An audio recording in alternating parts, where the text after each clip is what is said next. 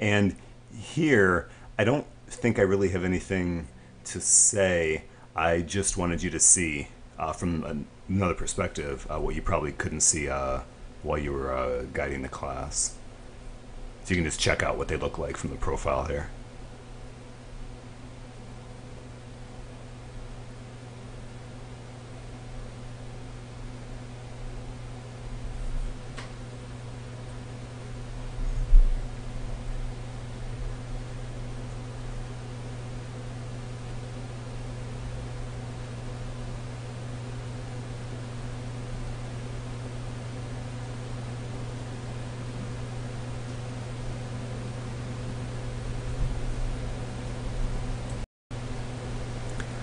Okay, and here we are looking, this is going to be the alternating straight leg raise here.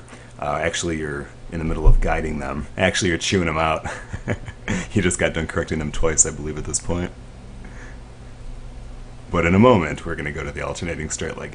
And the only reason why I'm including this here is because it's another example of hip flexor dominant exercise within a given session. Like I pointed out earlier, for you to take note of, okay, when I look at my programming, how many hip flexor dominant moves am I using?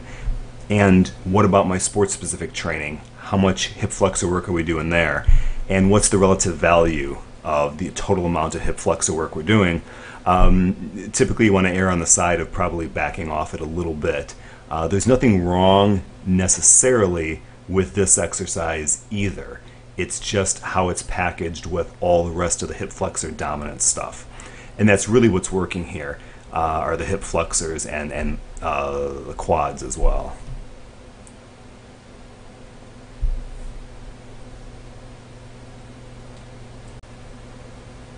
Here's an interesting one. Okay, so we got a few things going on here. Number one, we have hip flexor overload, right? Again, it's another example of hip flexors working actually really, really hard.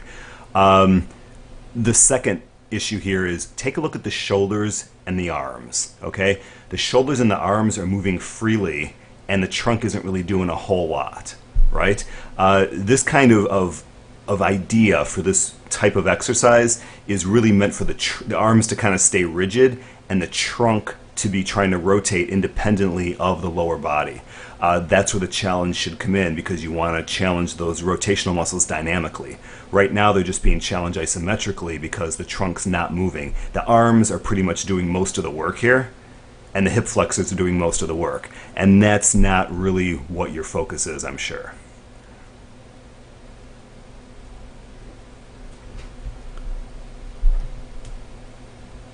And here, oh, it's just for you to see, because you probably couldn't see this perspective when you were guiding the class.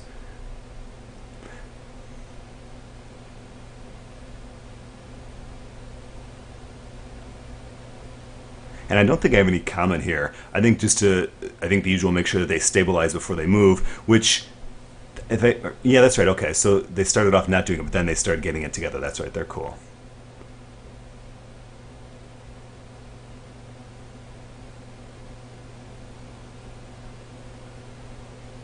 You got Gabe and Andrew in sync back there.